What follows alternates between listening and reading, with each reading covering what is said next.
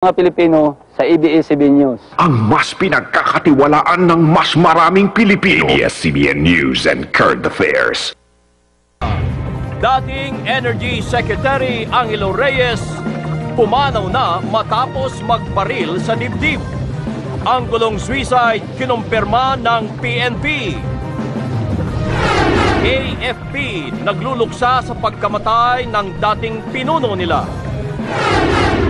Secretary Reyes nagsumbong umano ng sama ng loob kay retired Commodore Rex Robles isang araw bago siya namatay. Ano ang kanyang ibinunyag sa kaibigan? Alamin! Exclusive! Pangulong Estrada matagal nang napatawad si dating Secretary Reyes. Mga senador nakiramay sa pamilya ni Secretary Reyes. Investigasyon ng Senado sa anomalya umano sa AFP, ipinagpaliban muna. Pero pagdinig sa House of Representatives, tuloy. Happy birthday!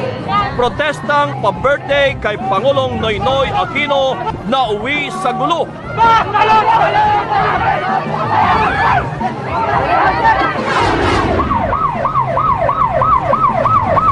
Mahigit 3,000 pamilya nasunugan sa Quezon City.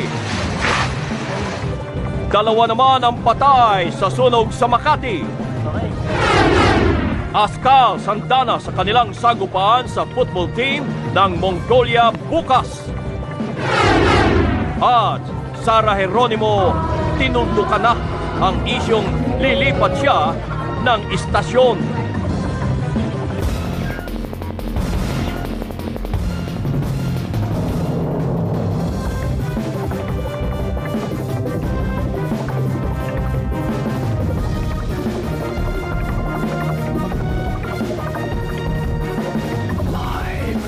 Sa ABS-CBN News Center, Manila. Ito ang TV Patrol!